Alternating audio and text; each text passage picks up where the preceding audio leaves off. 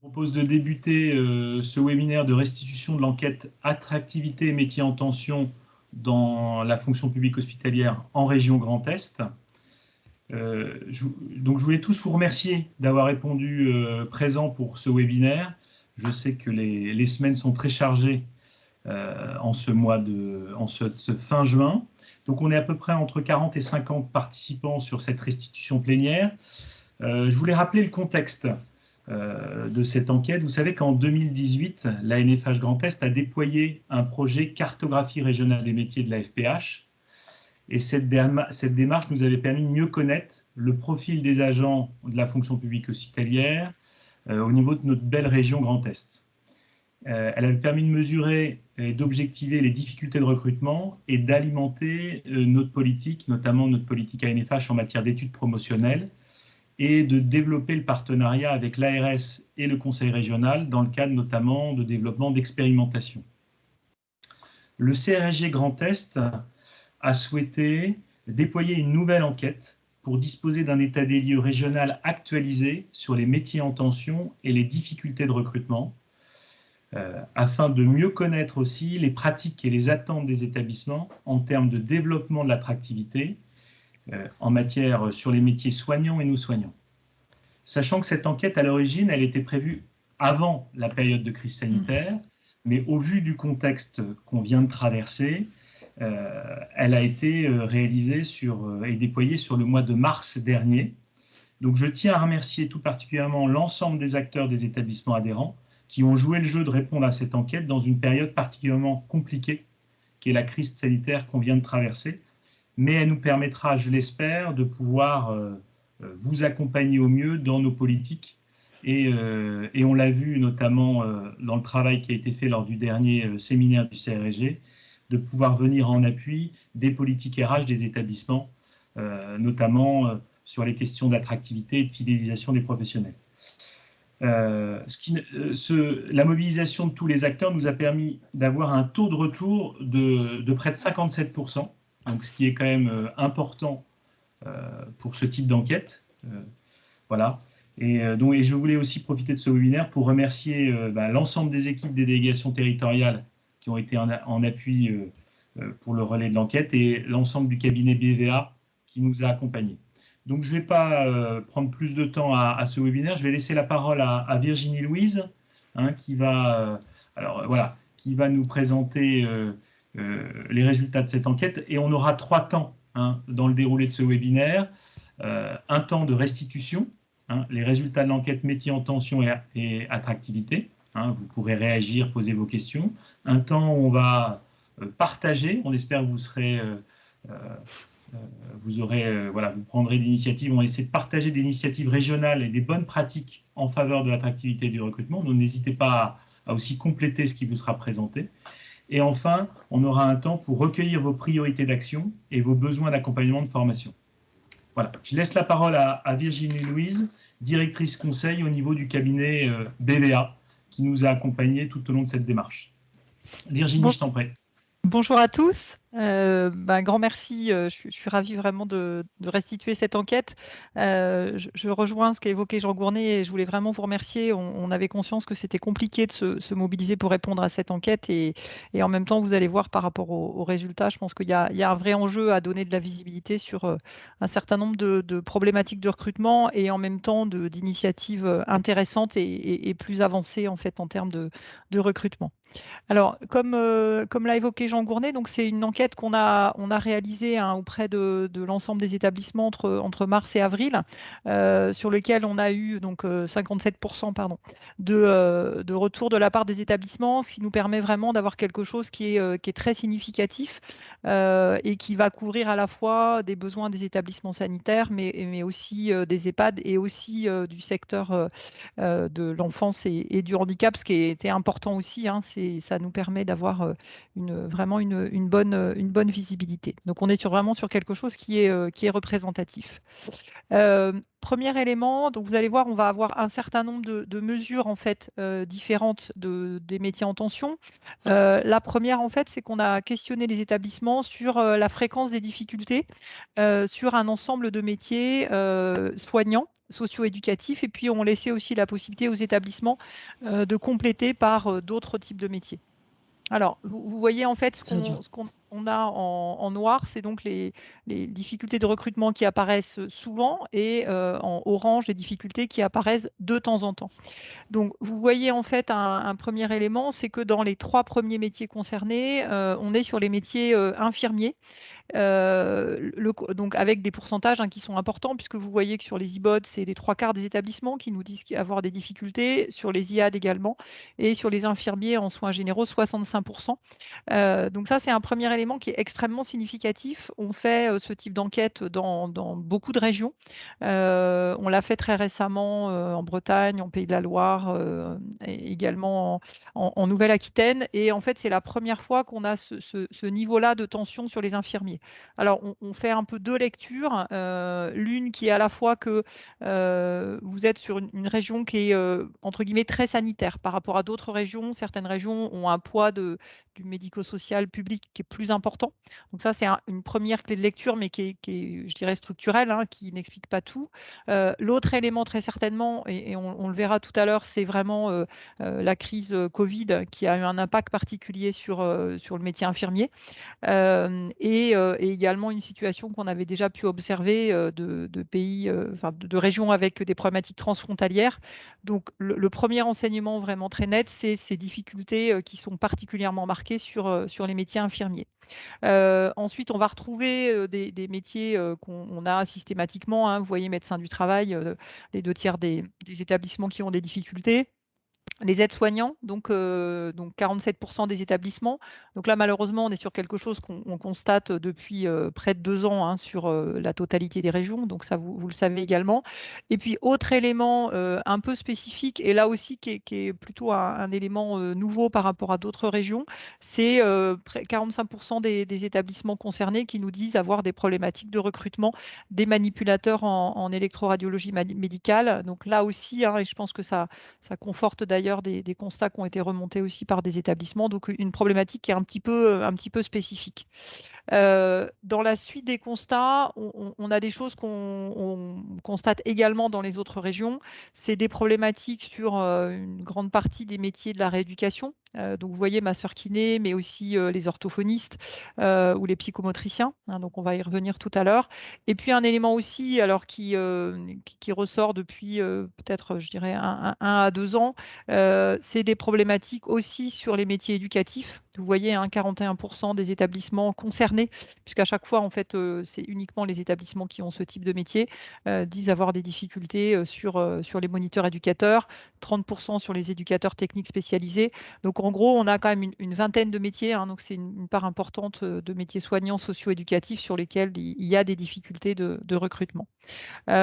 Sont également apparus dans les difficultés des problématiques sur les métiers de cuisinier, d'agents de maintenance des bâtiments et d'agents de bionettoyage. Là aussi, c'est des métiers sur lesquels c'est assez récurrent dans les régions d'avoir ce type de problématiques. Alors, on a une autre clé de lecture qui est intéressante et qui va nous donner une vision peut-être un petit peu différente de ces problématiques de recrutement. C'est qu'en fait, grâce à la cartographie qui avait été réalisée, on a demandé aux établissements le nombre de postes qui n'étaient pas pourvus et on l'a rapproché en fait au nombre de postes dans la région. Donc, ça va nous donner à la fois une estimation du nombre de postes, donc on va faire un redressement, et puis un pourcentage par rapport aux postes présents dans la région. Donc là, vous voyez, on a en vert un petit peu plus foncé 3 métiers, donc orthophoniste, masseur kinésithérapeute et psychomotricien, sur lequel on est entre 20 et 30% de postes vacants. On est sur des difficultés qui sont un peu installées avec des établissements qui vont en fait rechercher des alternatives. Donc c'est presque structurel. Ensuite, on a un ensemble de métiers sur lequel on va être entre 10 et 18%. Donc là, soit des métiers de rééducation, hein, on va retrouver ergothérapeute, donc on est à peu près dans les mêmes problématiques. Le métier d'encadrant, ça c'est également à noter, hein, on est presque sur 250 postes qui seraient vacants dans la région. Le métier d'IAD et le métier d'encadrant socio-éducatif. Donc là aussi, c'est des difficultés qui commencent à être un petit peu installées. Les manipulateurs en électroradiologie, vous voyez aussi hein, l'estimation de 9%. Et puis donc sur les infirmiers en soins généraux ou les aides-soignants, quand on regarde en termes de pourcentage, on est sur des pourcentages qui sont relativement faibles. Hein. Infirmier c'est 6%, aide-soignant c'est 2%. Ça veut néanmoins dire qu'au niveau de la région, on est sur un volume de postes vacants important. Pendant plusieurs années, quand on menait ces enquêtes-là, on avait l'habitude de dire qu'il y avait un nombre de postes globalement suffisant, enfin un effectif disponible suffisant, et que c'était plus un problème d'adéquation entre le type d'établissement avec par exemple les EHPAD qui avaient du mal à recruter, mais les centres hospitaliers qui avaient moins de difficultés ou certains types de services moins de difficultés. Là, ce qu'on voit quand même, c'est qu'il y a une difficulté globale parce qu'on commence à avoir un nombre de postes vacants qui est important. Alors, on le traduit en fait de cette manière-là. On a mis en fait sur un graphe, d'une part, les difficultés de recrutement ressenties par les établissements, hein, ce qu'on a vu tout à l'heure. Donc, plus en fait un métier est haut, plus on a une part importante d'établissements qui disent avoir des difficultés. Et puis la part des postes non pourvus, donc plus en fait on est sur la droite, plus la part des postes non pourvus est importante. Donc ça fait apparaître en fait les métiers qui sont en fait les plus en tension. Donc vous voyez, IBOD, IAD, les manipulateurs radio, les kinés et les orthophonistes. Donc là, on a vraiment des difficultés qui sont à la fois beaucoup d'établissements qui ont des difficultés et puis une part importante de postes non pourvus. Et puis vous avez donc avec une part de postes non pourvus moins importante, mais beaucoup de difficultés, les infirmiers en soins généraux et les aides-soignants. Ça veut dire que là, on n'est plus sur une problématique de recruter un peu en permanence. Donc on arrive finalement à trouver des solutions, mais ça a quand même beaucoup d'impact sur les établissements. Alors, sur les raisons en fait qui sont avancées par les établissements, on a examiné par secteur d'activité quelles étaient les raisons. Alors, en premier lieu, on voit qu'il y a vraiment une perception d'un manque de candidats. Hein, la quasi-totalité des secteurs nous dit effectivement qu'il y a un manque de candidats. C'est encore plus marqué sur le sanitaire. Donc, il y a bien en fait une problématique de disponibilité en fait de professionnels. Ensuite, selon les secteurs, on va avoir des problématiques qui sont un peu plus marquées. Par exemple, sur le secteur des personnes âgées, il y a bien la problématique bah oui, c'est plus compliqué parce qu'on est un EHPAD et donc on a plus de mal à recruter. Et puis sur le secteur du handicap et de l'enfance, on va avoir une problématique de rémunération qui est plus marquée aussi parce que leurs difficultés, elles sont surtout sur des métiers qui sont des métiers qui peuvent être exercés en libéral et du coup, cette problématique de rémunération, elle est plus importante. Si on regarde ensuite par métier, alors on va en regarder un peu deux pour exemple. Sur les infirmiers en soins généraux, vous voyez qu'on a une multiplicité de facteurs, hein, le manque de candidats, la situation géographique. Alors, on a longtemps eu, et c'est quand même assez marqué dans votre région, la problématique de la ruralité, mais on peut avoir aussi la question du coût de la vie avec des établissements qui sont plutôt dans des métropoles et qui vont nous dire, par exemple, sur les infirmiers ou les aides-soignants, on a aussi une problématique parce que se loger, ça devient très cher et donc c'est difficile aussi de recruter des jeunes dans nos établissements. On a le type d'activité hein, qui aussi est quand même marqué, donc c'est plus ou moins difficile selon le secteur où on est. Et puis de manière un peu plus mineure, la question du type de poste, hein, par exemple du travail de nuit ou la quotité de temps de travail. Pardon. De l'autre côté, si on regarde par exemple les orthophonistes, là aussi, hein, il y a une problématique globale de recrutement, mais ça va être plus marqué aussi du fait de la situation géographique, hein, plus difficile. Et puis là, on voit aussi l'élément de poste de travail. On va être plutôt sur des postes qui peuvent être à cheval sur plusieurs établissements ou sur des postes en temps partiel. Donc ça va aussi exacerber les difficultés de recrutement. Alors, on a des établissements qui voilà, sont exprimés, hein, ça illustre bien les problématiques d'attractivité. Ce qui ressort vraiment très nettement, c'est la question des médias aussi et de la valorisation, hein. Il y a un établissement qui nous dit ben, les zones rurales et les métiers du soin dans nos zones ne sont pas valorisés médiatiquement.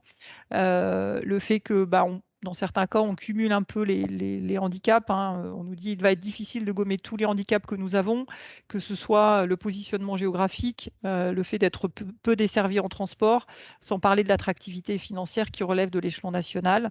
Et puis, on a aussi des choses par rapport au contexte des infirmiers et aussi à la réforme de sélection des IFSI qui est perçue comme quelque chose qui est un frein un peu supplémentaire. Alors, on a ensuite questionné les établissements sur les alternatives. Alors, pas vraiment les solutions, hein, mais plutôt les alternatives et on pourrait presque dire aussi les impacts. Ce qui est très net aussi, là, sur les infirmiers, si on compare à des pourcentages qu'on a eu dans d'autres régions, on voit qu'on a des pourcentages qui sont très élevés. Donc, le métier est très en tension et du coup, bah, les établissements sont obligés de mobiliser plein de solutions différentes. Donc, vous voyez, hein, 70% pour faire face aux problèmes de recrutement, bah, qui vont devoir réorganiser le travail, des trois quarts qui vont devoir appeler des agents en repos, 80% les heures supplémentaires. Et puis des solutions qui vont être plus des solutions dans la durée, hein, donc 62% des établissements qui vont faire appel à la promotion professionnelle. Ça, on va le voir à plusieurs reprises, hein. On voit que c'est vraiment un élément, un levier qui est important.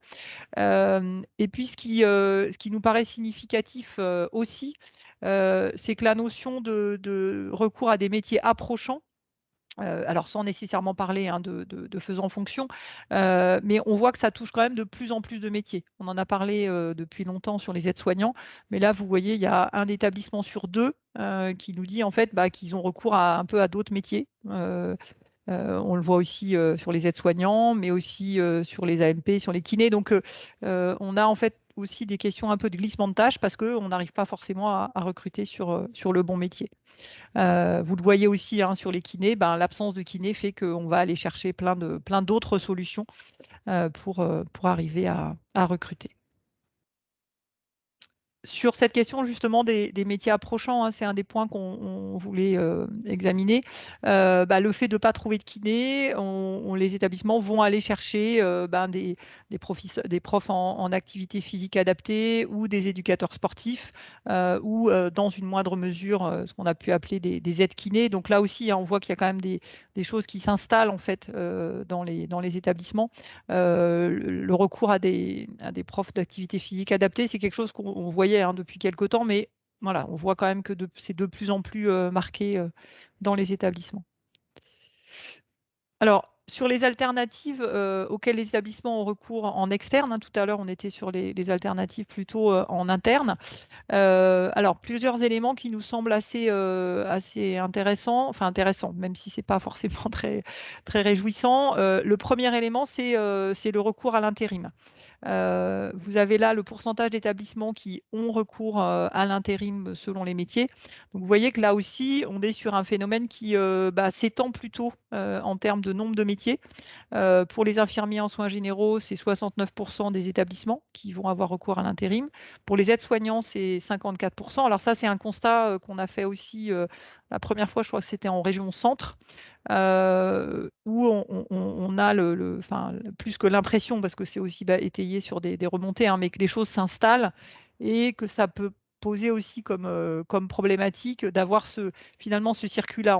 Il n'y a pas très longtemps deux directrices d'EHPAD qui nous disaient ben, maintenant pour avoir quelqu'un voilà, le samedi ou la nuit, de toute façon, je suis obligée de passer par l'intérim. C'est-à-dire qu'il n'y a plus forcément d'autres possibilités.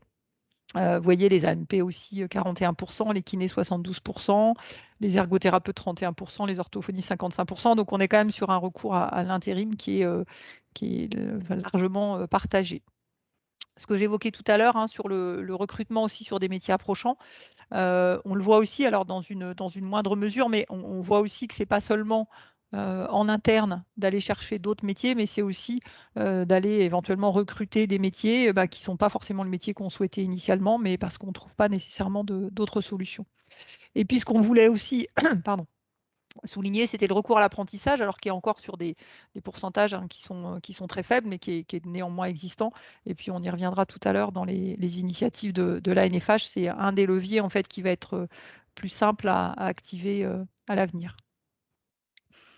Alors, sur le recours à l'intérim, on a creusé un petit peu, hein, puisque voilà, c'est pas pareil d'avoir recours à l'intérim une fois par an ou 10 fois par an. Donc, dans la part des établissements qui ont recours à l'intérim, on en a 20% qui ont souvent recours, 38% de temps en temps. Et on voit une différence selon les types d'établissements. C'est principalement dans le sanitaire qu'on a recours très souvent. Vous voyez, un tiers des établissements qui ont très souvent recours et un tiers euh, plutôt de temps en temps, hein, avec un établissement sur deux qui fait plus de 10 recrutements en intérim par an. C'est néanmoins déjà aussi plutôt installé dans les EHPAD, avec 15% des EHPAD qui ont souvent recours à l'intérim, 42% de temps en temps. Et puis, dans le secteur du handicap, c'est quelque chose qui est plus ponctuel, hein, puisqu'on n'a pas de recours souvent à l'intérim, c'est plutôt de temps en temps. Et donc, on a différentes situations, du remplacement d'arrêt maladie ponctuel, du remplacement pour congé annuel, de l'absence, enfin, pour pallier aussi à de l'absentéisme ou à des difficultés de recrutement. Et puis, voilà, le constat aussi que la crise sanitaire a amené aussi à faire appel à l'intérim pour surcroît d'activité, parce qu'il y avait un cluster ou parce qu'aussi il y avait un phénomène de fatigue, en fait, d'épuisement des équipes. Alors, l'élément qu'on ne réalise pas nécessairement dans toutes les régions, mais qu'on a voulu, enfin en tout cas à la demande du CRSG, investiguer, c'est d'aller au-delà de ces constats, mais d'aller aussi vers les solutions qui sont mobilisées. Et en premier lieu, la question des canaux de recrutement. Le constat qu'on fait dans d'autres secteurs, c'est que de plus en plus, on a ce qu'on peut appeler un sourcing, hein, qui va s'étendre, et donc des entreprises ou des établissements, c'est quelque chose qui est assez partagé, qui vont de plus en plus multiplier les canaux d'offres d'emploi. Donc, c'était important de voir où en était votre secteur d'activité. Alors, le constat plutôt intéressant, c'est qu'on a effectivement ce phénomène de diversification des canaux de recrutement. Euh, pour autant, on a quand même encore quelque chose qui reste assez institutionnel. Alors, Pôle emploi, 96%. Ça, on a trouvé ça intéressant aussi, parce que pendant assez longtemps, on entendait que voilà, ce n'était pas forcément le canal de recrutement pour votre secteur. Le site internet de l'ARS, le site internet de la FHF. Après, on voit qu'on a qu'un établissement sur deux qui utilise en fait le site internet pour le recrutement. Et puis un constat aussi, c'est la place en fait des réseaux sociaux, alors que ce soit les réseaux sociaux qu'on appelait non professionnels. Pour le coup, le Bon Coin devient un vrai réseau social professionnel pour le recrutement, hein, puisque c'est le premier vecteur d'annonce maintenant. Et puis les réseaux de type LinkedIn ou alors Viadeo, on l'a plus beaucoup, mais en tout cas LinkedIn. Donc ça, on verra tout à l'heure sur les bonnes pratiques. Aujourd'hui, on a quand même énormément de jeunes qui utilisent leur smartphone pour aller recruter et qui vont aller sur ce type de site. Donc ça semble intéressant aussi comme levier. Et par ailleurs, hein, donc la place emploi public qui est finalement très peu utilisée. Alors, il y a aussi en fait les solutions qui sont des solutions un peu plus je dirais presque préventives en fait, hein, qui vont aider dans la durée aussi à recruter mieux. Donc, on va avoir aussi des solutions qui sont diversement adoptées selon les secteurs. Le fait de pouvoir gérer un vivier de candidats, ça, on sait que c'est souvent une problématique. Alors, notamment dans les gros établissements, hein, on va recevoir beaucoup d'annonces, mais pas forcément, enfin beaucoup d'offres, mais pas forcément au bon moment. Donc, ça demande aussi toute une organisation. Donc là, on voit qu'on a 94% du sanitaire qui le pratique. Le fait de collaborer avec une école, on a 60% des établissements. Alors, c'est particulièrement marqué dans le secteur du handicap et de l'enfance, avec 68% des établissements. Les collaborations avec des missions locales, où on a près d'un EHPAD sur deux qui travaille avec une mission locale. C'est nettement moins, puisque c'est quasiment presque un quart des établissements dans le sanitaire. Le recours à un cabinet de recrutement, qui est plutôt quelque chose qui va se faire ponctuellement dans le sanitaire. Et puis le recours à l'apprentissage, en fait, qui, alors c'est assez étonnant, mais dans cette interrogation est plus marqué. Alors, ce qu'on se dit, c'est que l'établissement peut être répondu là de manière plus large et que dans les réponses d'avant, on était plutôt sur la question des métiers soignants.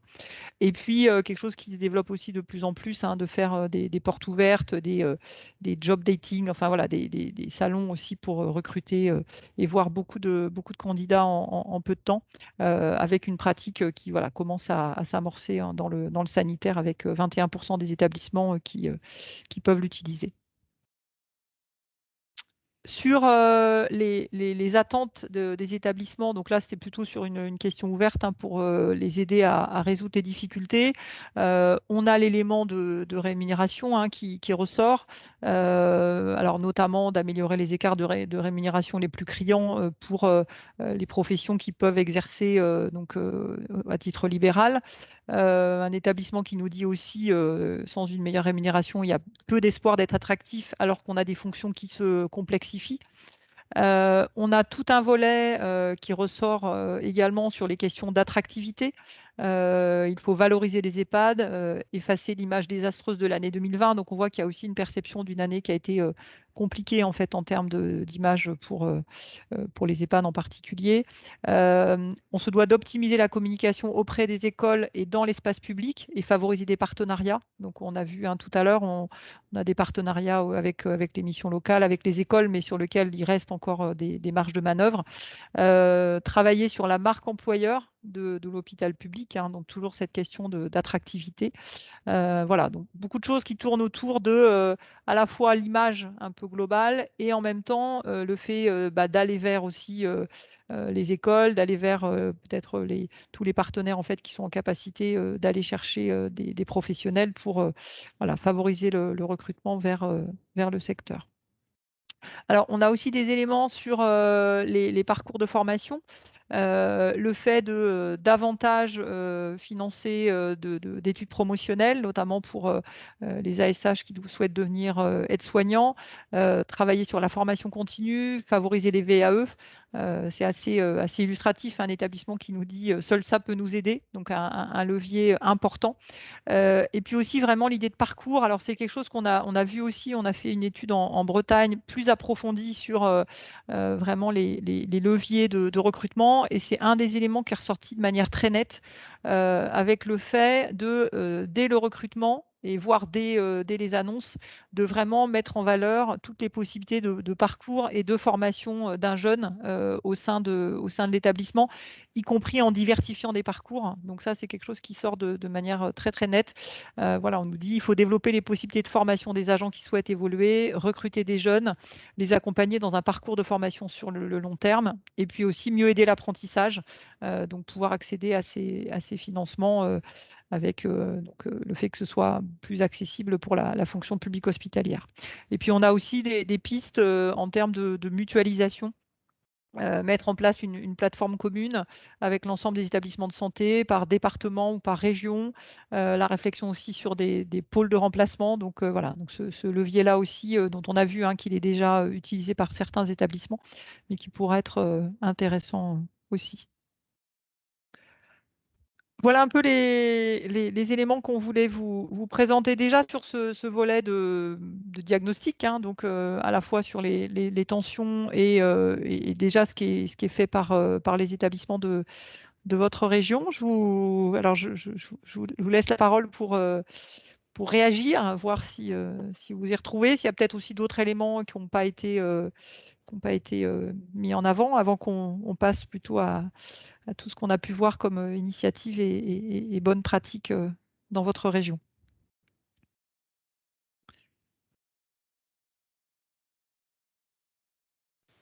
Est-ce que vous avez des questions, des réactions? Ah, Françoise Calme. Oui, bon, merci Louise.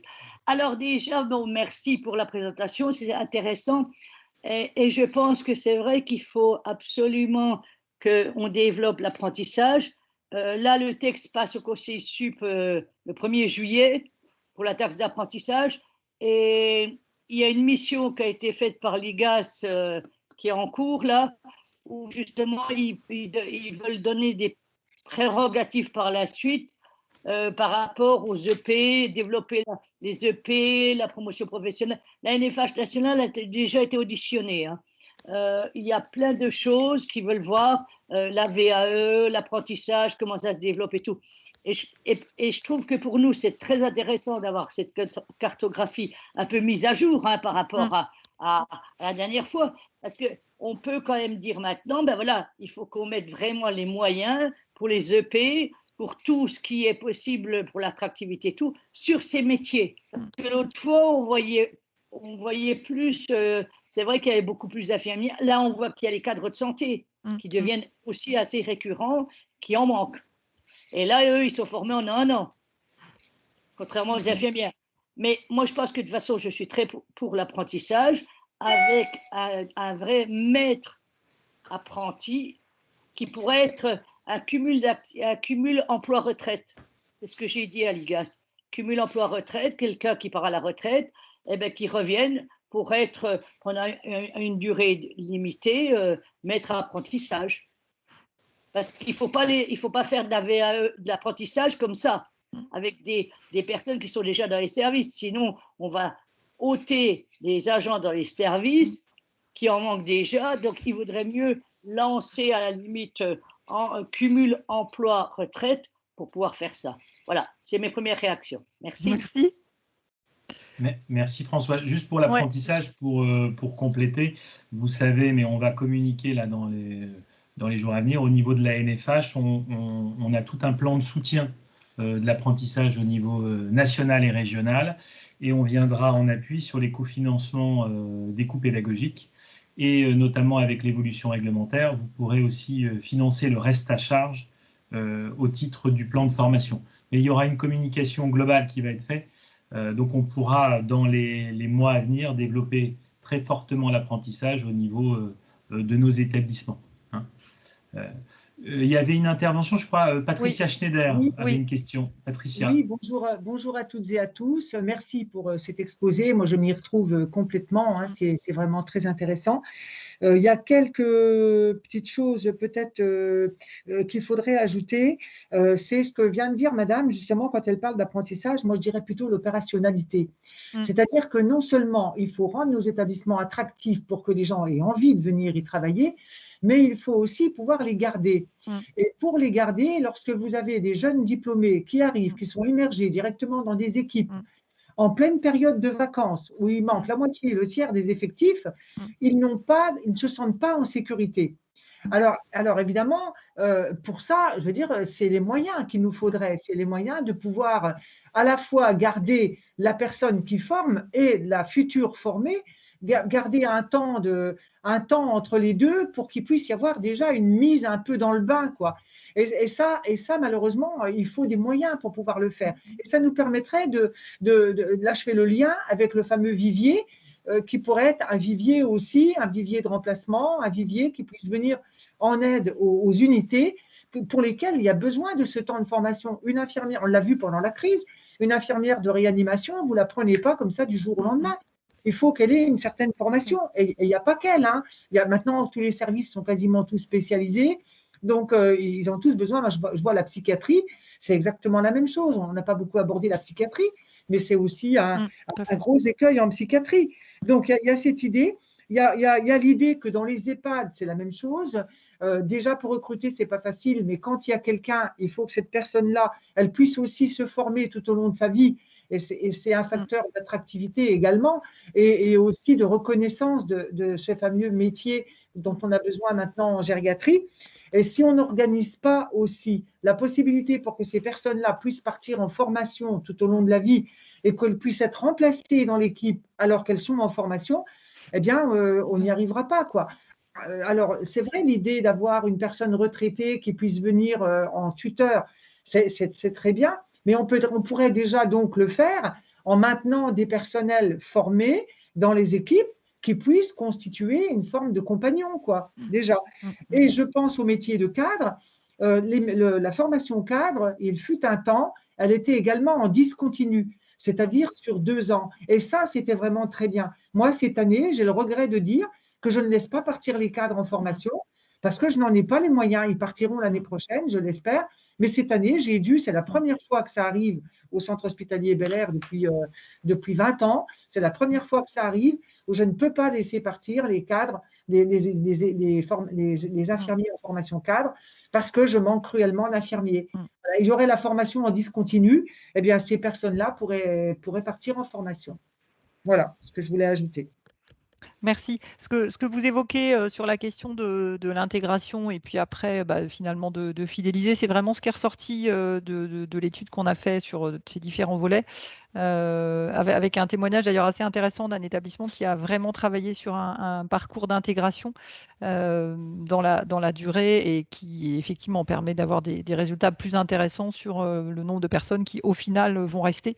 Ce qui est, vous avez raison, une vraie question en fait. Quand on arrive à recruter quelqu'un, c'est frustrant pour tout le monde si elle quitte l'établissement assez rapidement. Moi, j'avais une question, alors tu l'as dit, mais je voulais juste refaire un focus. Au niveau, on a vu sur les difficultés de recrutement, tu as mis l'accent sur les difficultés de recrutement sur les personnels infirmiers et infirmiers spécialisés.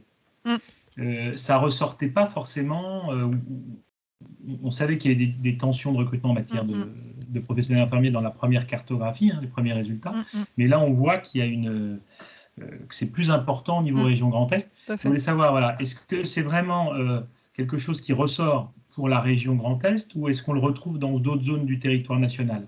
Ou c'est vraiment accentué chez nous, cette difficulté sur infirmiers spécialisés? Alors, c'est assez compliqué de comparer les résultats parce qu'on n'est pas forcément exactement à la même période et voilà. Et en plus, au sein d'un territoire, c'est différent. Ce qu'on sait globalement, c'est que plus la région aussi est une région où il y a une grosse concentration d'infirmières plus étendue. Par exemple, dans le Nord-Pas-de-Calais, on sait qu'il y a plus souvent des problématiques. Mais en même temps, là, le niveau, la part des établissements qui ont des difficultés est effectivement très importante. Donc, c'est quand même assez spécifique. Mais en même temps, c'est la première enquête qu'on a fait. Je veux dire vraiment post-crise sanitaire. Les dernières étaient en 2020. Et je pense que les impacts de la crise sur les métiers infirmiers étaient quand même moins marqués. Donc, effectivement, c'est plus spécifique et plus marqué. Très bien. Est-ce qu'il y a d'autres réactions au niveau des participants? Oui, Jean, si ça ne t'embête pas, je viens de relever la main. Je t'en prie. Il y a aussi deux choses qui me font penser à ces difficultés d'attractivité, de recrutement. C'est qu'on doit mettre en parallèle l'application des textes. On a, alors qu'on est déjà dans une grande difficulté, on a en plus tout un volume de textes qui apparaissent, de nouvelles mises en œuvre de plans. Je pense par exemple au Ségur de la santé. On met en place par exemple la plateforme de coordination et d'orientation qui nécessite qu'on ait recours à des orthophonistes, à des psychomotriciens, etc. Déjà, on n'en a pas. Et là, on va devoir mettre ça en place. Donc, je veux dire, voilà, ça arrive, ça me fait penser quand on a mis en place les 35 heures, où on a mis en place pendant une période où on manquait d'infirmiers cruellement. Et puis, je pense par exemple à la crise qui nous a amené des listes d'attente terribles dans les CMP, où on manque cruellement de psychologues. Eh bien voilà, on doit mettre en place, mais malheureusement, on n'en a pas. Alors, c'est terrible parce qu'on nous donne les crédits, mais on ne peut pas recruter, quoi. Voilà. Donc, on est obligé, les établissements essayent de trouver des cotes mal taillées, des faisant fonction d'eux, des métiers qui n'existent pas, on bidouille, il n'y a pas d'autre mot. C'est un peu dommage, quoi. Ce qui fait qu'après, on dénature le vrai métier, quoi.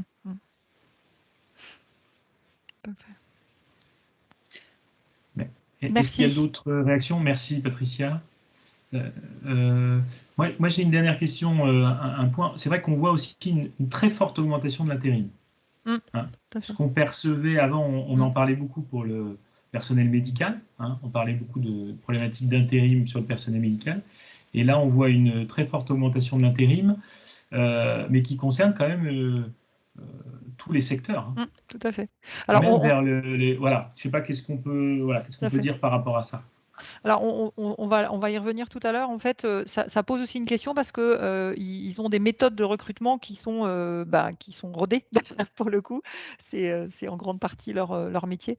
Et on a été voir sur les sites de type Boncoin, par exemple, ou LinkedIn. Et je crois que dans votre région, on trouve dans les 10 ou 15, quand on regarde aide-soignant, on trouve ADECO-médical, ADECO-médical, ADECO-médical. Et ça, c'est vrai aussi dans d'autres régions. Donc, c'est vrai que il y a aussi un risque à ne pas être présent, ou en tout cas à ce que certains réseaux de recrutement soient vraiment très très investis par l'intérim, quoi. Donc, alors, il y a une question, à quelle date la communication Ah oui, globale alors, sur oui, l'apprentissage? oui, c'est très simple. Demain, on communique le 30. Voilà, restitution. Demain, vous avez la diffusion officielle de l'ensemble des éléments sur le soutien de la NFH à l'apprentissage, en plus des autres communications nationales qui ont été faites. Vous aurez l'ensemble de la communication pour nous faire remonter vos demandes de cofinancement au niveau des différentes délégations territoriales. On communique à partir de demain. Voilà. Merci. Alors, je vois l'heure qui tourne. Je vous propose qu'on poursuit. avance sur poursuit, les initiatives à la fois régionales et bonnes pratiques. Voilà, il y a effectivement des constats qui sont compliqués. C'était important de vous montrer aussi des initiatives qui sont mises en place dans votre région ou des choses qui sont faites par certains établissements, d'autant que vous êtes sur une région qui est active en fait en termes de communication. Le premier élément, donc vous avez vu, on a beaucoup parlé de questions d'attractivité, d'image des métiers. Il y a une mobilisation importante de votre région autour de cette visibilité sur les métiers, avec à la fois donc en 2019-2020, je crois Jean, tu disais que ça allait sûrement être renouvelé, donc une communication sur le métier d'aide-soignant. Oui, alors en fait, la région, notamment, avait mis en place plus des communications radio et presse 2019-2020, mais en 2021, ils vont refaire une communication notamment sur le métier d'aide-soignant. Hein, voilà, par semestre, voilà, ils font des thématiques selon les métiers ou les secteurs d'activité. Et où on voit évoluer aussi, hein, on est passé de communication qui était souvent très institutionnelle à des choses qui sont quand même beaucoup plus dynamiques, qui peuvent être digitalisées. On va le voir, qui mobilisent aussi des témoignages. Donc il y a une vraie réflexion aussi sur la manière de communiquer sur les métiers. Dans les initiatives qui étaient intéressantes, c'est aussi un salon virtuel des métiers de la santé et du social. Tout ce qui est effectivement les salons, c'était un facteur de recrutement intéressant, mais dans le contexte du Covid, nécessairement c'était compliqué. Donc c'était intéressant de voir qu'en novembre, il y a eu un salon d'organiser avec un impact important, hein, on voit 3400 visiteurs. Enfin voilà, donc des éléments qui sont importants, d'autant qu'il y avait une vraie réflexion aussi autour de conférences sur les métiers, sur la manière aussi de se former, sur la manière de financer. Une conférence aussi par exemple sur est-ce que finalement si on est porteur d'un handicap, est-ce que c'est possible de travailler dans votre secteur? Donc vraiment une réflexion assez globale sur la manière d'aller chercher aussi des professionnels ou des jeunes pour se former à ces métiers. Dans le même esprit, et donc qui a été aussi la suite, donc il y a un site qui a été créé qui s'appelle Orientest, donc qui a permis aussi de mettre dans la durée l'ensemble de ces ressources. Donc tout ce que vous avez vu tout à l'heure, les petites conférences, c'est accessible, et avec la volonté aussi que ce soit des choses qui vont parler à des jeunes, hein. Donc ils ont sollicité des étudiants pour parler de leur métier, et donc il y a une chaîne YouTube qui parle des métiers de la santé et du social avec vraiment des témoignages.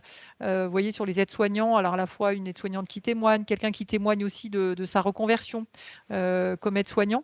Donc c'est des choses qui sont accessibles pour le grand public, mais dont ce qui nous semblait intéressant aussi, c'est que vous puissiez vous en emparer aussi vous pour votre communication.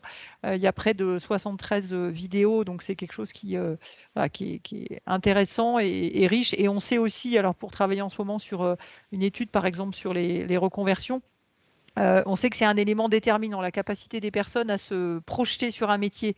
Donc soit déjà par des premiers témoignages ou ensuite pour aussi pouvoir aller sur le terrain et tester le métier. C'est vraiment des éléments qui font que quelqu'un va oser passer le pas d'une reconversion. Sur l'orientation, donc sur ce site qui s'appelle Oriente Est, voilà, il y a aussi la possibilité, donc parmi tous les métiers, d'aller rentrer le métier qui convient. Donc la personne va indiquer un peu ses affinités et en fonction de ça, on va lui proposer un certain nombre de métiers.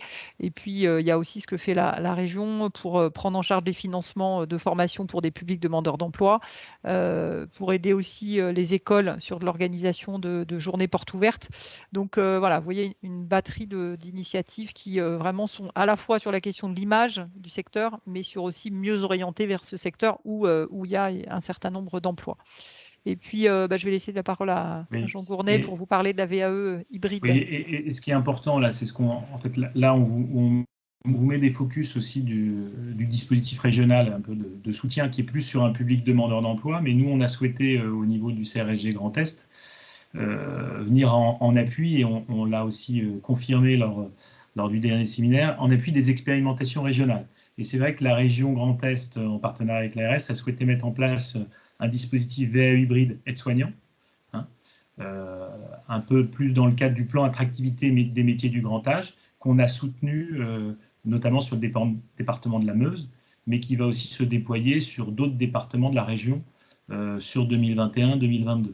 Donc l'AMFH restera en soutien de ces dispositifs d'expérimentation, notamment sur la VA hybride, mais peut-être aussi sur d'autres démarches d'expérimentation. Voilà, l'idée, c'est qu'en soutien de l'attractivité, il faut qu'on soit aussi en appui de toutes les expérimentations qui pourraient être développées sur notre territoire régional. Sur diverses initiatives, on le voit dans votre région, mais aussi dans d'autres, il y a vraiment beaucoup d'initiatives pour effectivement orienter des demandeurs d'emploi ou des personnes qui souhaitent se reconvertir vers votre secteur. Il y a notamment un dispositif qui s'appelle Transco, qui est dans le cadre du plan de relance, où un certain nombre de métiers en tension ont été identifiés dans chaque région et sur lequel les entreprises qui se retrouveraient en difficulté du fait de la crise sanitaire vont pouvoir être accompagnés financièrement et en termes de formation pour permettre à des personnes d'aller vers ces métiers. Donc, il y a vraiment beaucoup de choses qui sont dans cette logique-là. Des sensibilisations aussi, et je sais que ça a été fait dans votre région, de mieux expliquer le secteur aux conseillers Pôle emploi. Donc, il y a vraiment des initiatives qui vont chercher en fait les personnes. Alors, dans les initiatives, ça nous semblait important aussi de vous présenter des initiatives, je dirais, plutôt institutionnelles, mais aussi des choses qui sont plus à la main des établissements. Ça, c'est l'exemple en fait d'un EHPAD qui s'est complètement emparé des réseaux sociaux. On disait casser un peu l'image des EHPAD. Donc là, vous voyez comment l'EHPAD a revisité le fait d'avoir des plats dans 3 textures, une texture normale, une texture modifiée, une texture manger main, des sorties aussi donc qui sont sur Twitter, enfin des choses qui sont sur Facebook. Alors des choses qui peuvent paraître anecdotiques, mais qui sur le fond pour intérêt à la fois d'être sur des canaux sur lesquels effectivement sont des jeunes, et puis qui mettent aussi en valeur des choses qui sont réellement faites dans les EHPAD. Donc on sait qu'en termes d'image, c'est aussi des choses qui vont être importantes. On en a parlé, donc toute la question des partenariats avec les écoles. Alors tout à l'heure, vous parliez effectivement de l'intégration et de la manière d'intégrer des jeunes recrutés, mais c'est vrai aussi sur les stagiaires. Donc ça, on sait que ça reste souvent un vivier privilégié de futures personnes qui vont être recrutées. En même temps, souvent se pose la question de la manière en fait de les accompagner et effectivement de la disponibilité pour les accompagner. Des initiatives intéressantes aussi sur le fait de diffuser plus systématiquement les offres d'emploi aux écoles, de pouvoir aussi travailler sur des forums de l'emploi, donc soit réels, soit virtuels avec des écoles, et puis tous les partenariats avec les missions locales. On s'est posé une question en fait par rapport à l'enquête, c'est quand on dit pas assez de candidats, est-ce que ça veut dire que c'est pas assez de personnes qui se proposent comme candidats, ou si c'est réellement pas assez de personnes disponibles disponibles sur le marché du travail. De plus en plus, pour travailler avec beaucoup de secteurs qui ont des difficultés de recrutement, on voit effectivement que il faut aller chercher les professionnels et on ne peut pas être uniquement sur le fait effectivement d'avoir des candidats. Donc c'est vrai que c'est plus mobilisateur, mais malheureusement, il y a beaucoup de secteurs qui font ce constat de difficulté et d'obligation d'aller chercher des professionnels. Alors, un élément aussi qu'on souhaitait partager avec vous, à la fois sur des bonnes pratiques et puis des choses qui vont se développer de plus en plus dans les secteurs, c'est aussi la visibilité des offres d'emploi sur votre site. C'est vrai que souvent, quand on va sur un site, c'est assez intéressant d'ailleurs comme en termes de test, voilà, ça va être plus ou moins compliqué de trouver les offres d'emploi. C'est pas forcément la chose qu'on trouve en premier. Et puis, quand on arrive sur la page offre d'emploi, c'est aussi plus ou moins attractif. Et ça, c'est des éléments aussi qui, pour une jeune génération, très vite renvoient aussi une image de l'établissement. Je le disais tout à l'heure, c'est aussi le fait d'aller sur les réseaux sociaux. Donc là, c'était LinkedIn et Le Bon Coin. Voilà, où vous voyez, on va assez vite trouver notamment tout le secteur de l'intérim qui investit beaucoup ces réseaux, d'où l'importance d'être présent aussi sur ces réseaux. Et en termes de structuration du process de recrutement, alors on ne fait pas du tout de pub pour des logiciels, mais ce qu'on voit aussi, c'est de plus en plus, y compris dans votre secteur d'activité, les gros établissements notamment vont utiliser des logiciels qui vont aussi fluidifier en fait le process. Ça, c'est un exemple de logiciel qui a un intérêt d'avoir une interface entre le service RH et les cadres. Donc voilà, vous avez des CV et puis vous allez pouvoir dire oui, ce CV, je le prends pas. Et donc vraiment d'avoir quelque chose qui va être plus fluide entre service RH et les cadres, puisqu'on le voit, vous gérez un volume important de recrutement et c'est compliqué. C'est à la fois réfléchir sur le process, mais à un moment, on peut avoir aussi besoin d'outils qui sont plus ergonomiques, plus faciles, y compris pour gérer des CV tech avec la possibilité, si par exemple vous recevez une infirmière mais que vous n'avez pas de poste sur tel ou tel service, de pouvoir aussi garder le CV parce que peut-être que dans quelques mois ou quelques semaines, vous aurez besoin d'un remplacement sur un autre service. Donc à notre sens, il y a aussi vraiment cet intérêt-là de travailler sur le process et les outils de recrutement et c'est déjà une réalité pour beaucoup d'établissements.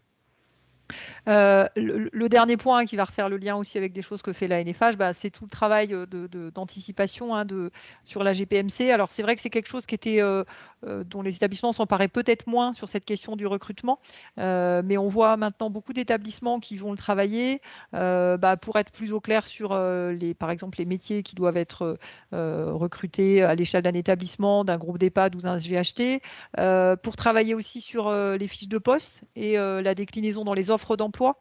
On a plusieurs secteurs, là je pense notamment au secteur du handicap, sur lequel en fait on a un écart aussi entre les métiers tels qu'ils sont perçus par les jeunes quand ils sortent de l'école et puis la réalité des postes.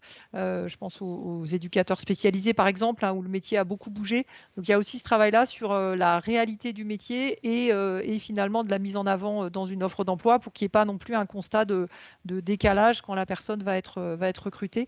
Et puis ça peut être l'occasion aussi de travailler sur ce processus de recrutement. Donc c'est vrai que cet accompagnement-là GPMC, ça peut aussi être mobilisé dans ce cadre-là. Voilà un peu sur à la fois les initiatives régionales et les pratiques en fait qui nous semblaient intéressantes. Alors on a sûrement oublié des choses qui sont faites dans vos établissements. Si vous avez d'autres initiatives ou peut-être des réactions aussi sur la faisabilité de telle ou telle action dans vos établissements. Est-ce que vous avez des réactions ?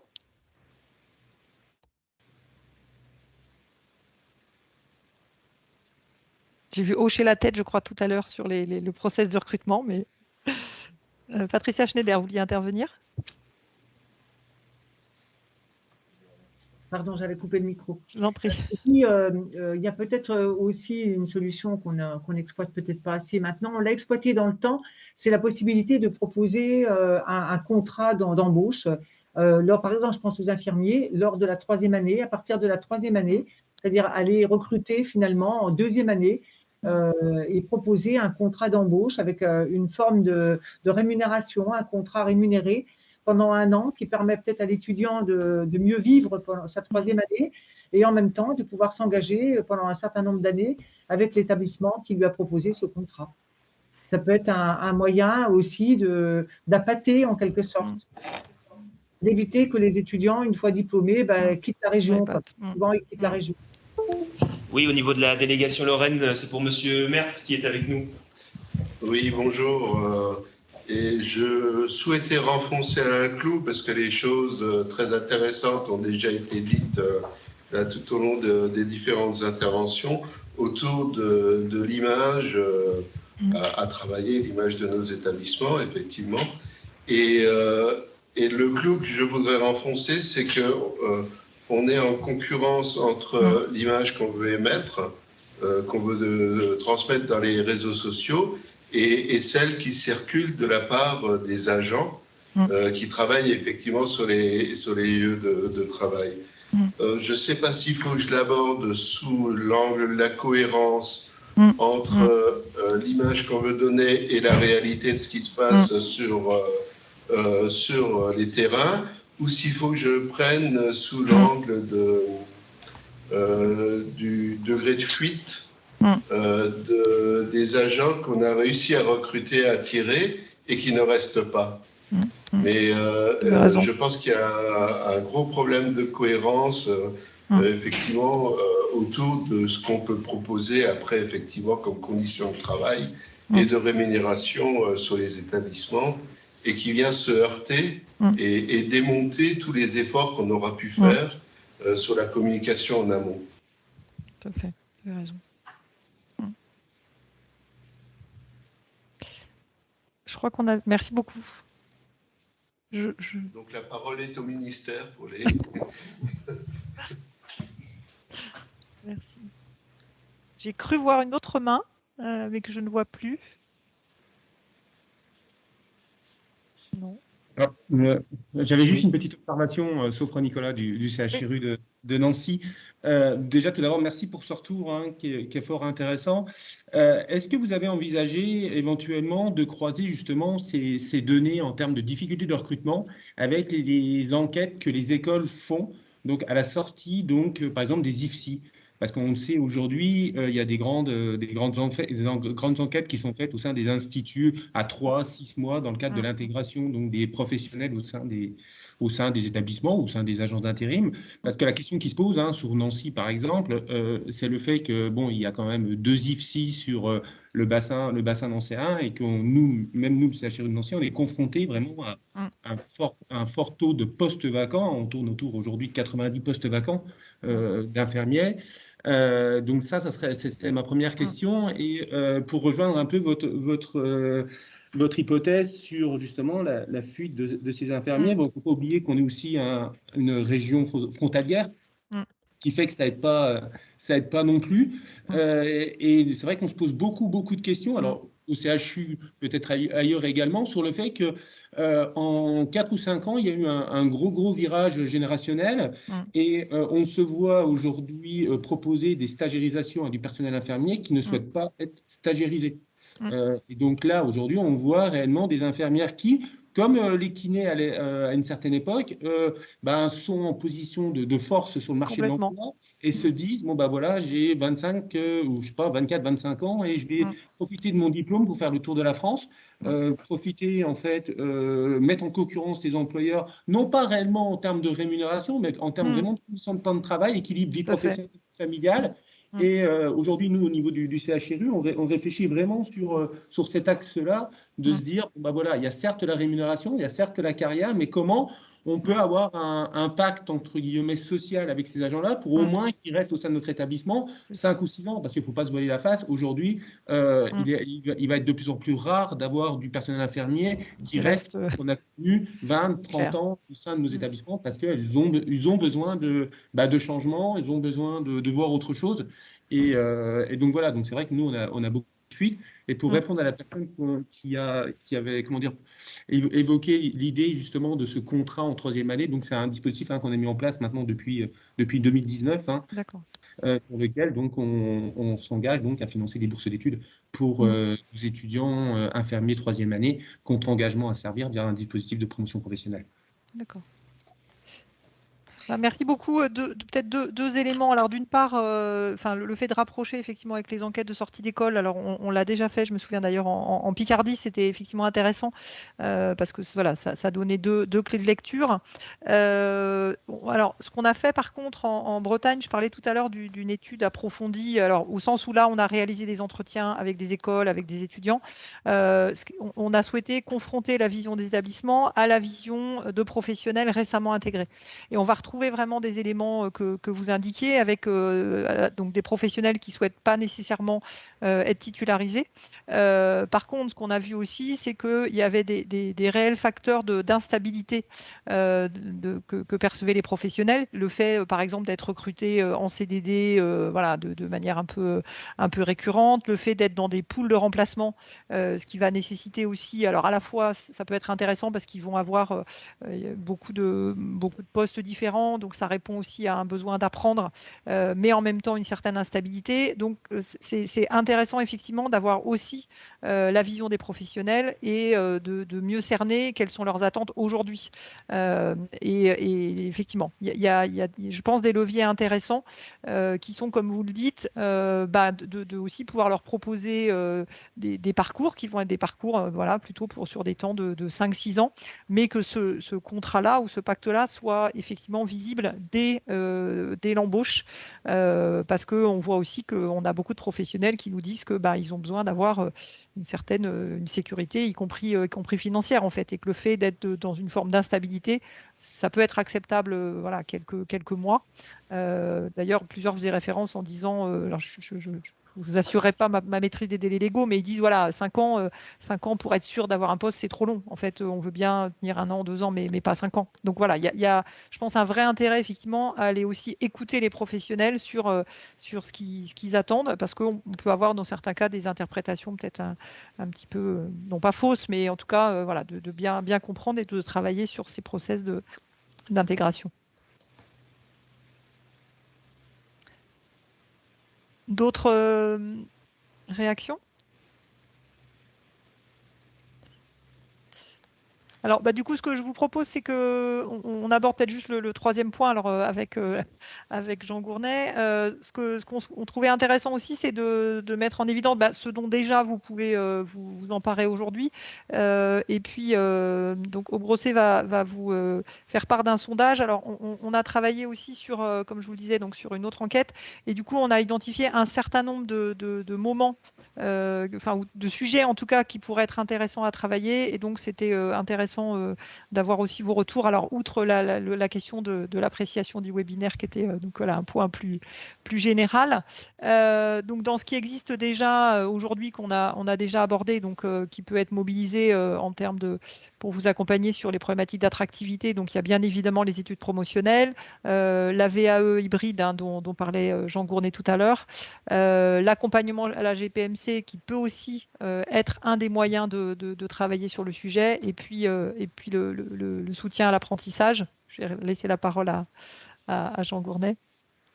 Oui, ce qu'on voulait en fait sur ce temps-là, c'est bien vous montrer, voilà, là on a eu les restitutions de l'enquête, c'est aussi toute la politique qu'on a mis en place ces dernières années, notamment la politique de soutien aux études promotionnelles, l'expérimentation VAE hybride, le soutien à l'apprentissage qu'on va mettre en place sur le 2e semestre et sur 2022. Voilà, c'est important. Alors, je ne sais pas comment marche le sondage. Ils vont répondre, voilà, on va prioriser, c'est ça, oui, c'est ça, en fait. Peut-être me dire, parce qu'on le voit apparaître, pour que alors, si on veut faire une interaction. Voilà, nous, on a identifié ces 3 items comme une offre d'accompagnement à NFH, et on va vous demander de prioriser, c'est ça? Alors, on a des priorités sur de différentes. Alors, je ne sais pas si on peut le voir. Je vais répondre, on enlèvera ma réponse. Donc, il y avait effectivement déjà, est-ce que vous pensez que c'est utile, en fait, important pour votre établissement de travailler sur l'attractivité, la promotion des métiers et ou le recrutement? Et ensuite, il y a un autre sondage. que je ne Est-ce vois que pas. vous Si, voyez que le je vois sondage aussi. ou pas? Je On pense. Hein. les a vus. Hein, vous les avez reçus ou pas? Il y avait l'évaluation. Oui, parce qu'il y a déjà 14 réponses. Donc, oui, D'accord. voilà. Et, On peut peut-être faire apparaître. Ouais, voilà. ouais, c'est ça. Et puis ensuite, donc, le fait de savoir si vous seriez intéressé par des formations actions, alors de format qui sera bien évidemment à définir sur 3 niveaux. Là aussi, c'est ce qu'on a vu quand on a travaillé sur une étude sur les besoins qui étaient apparus. Donc, il y a toute la question autour du développement de la marque employeur. Donc, c'est toute cette question de comment communiquer. Alors, c'est pas seulement les outils, hein, ce qui était évoqué tout à l'heure sur la question de la cohérence aussi de l'image, évidemment c'est un point important. Donc développement de la marque employeur, toute la question plutôt de la gestion des recrutements, du process et des outils. Est-ce que c'est un élément qui vous paraît intéressant? Et puis ce qu'on a eu aussi beaucoup, alors ça rejoint ce qui a été dit sur le fait qu'aujourd'hui on a des infirmiers et même aussi par moment des aides-soignants qui vont être en position de force par rapport à l'établissement.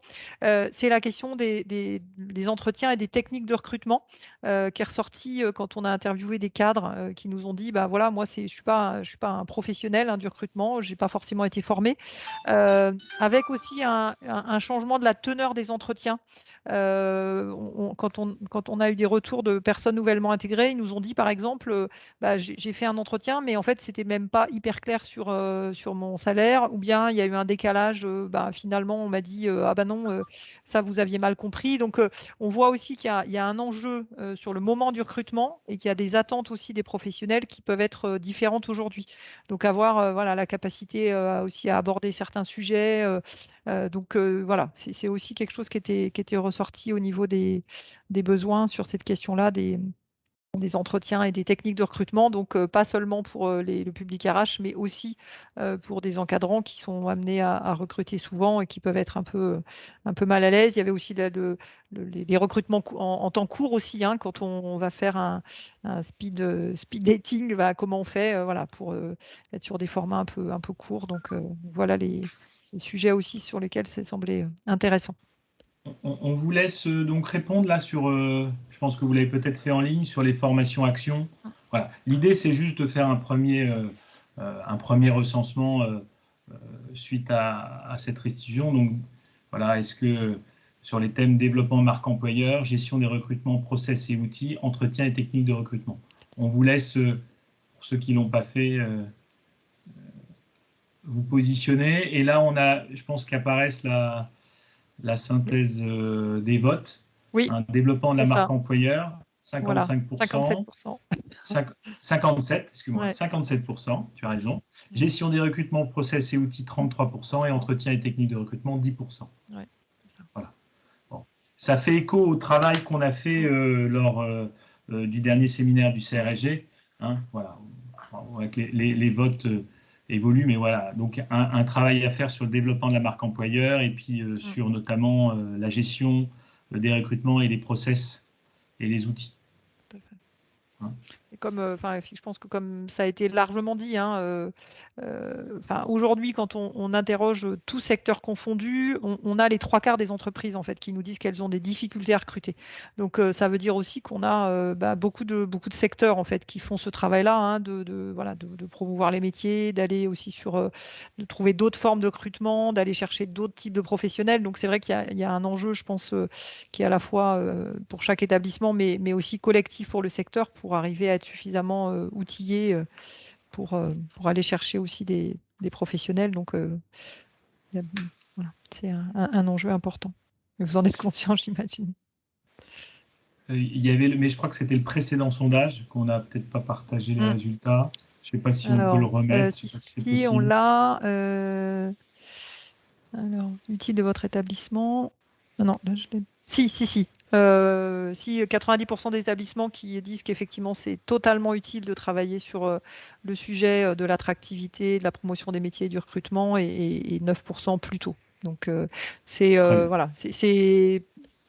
dans d'autres régions et qui ont des difficultés qui sont peut-être pas toujours exactement les mêmes, mais c'est vraiment un des sujets majeurs. Donc.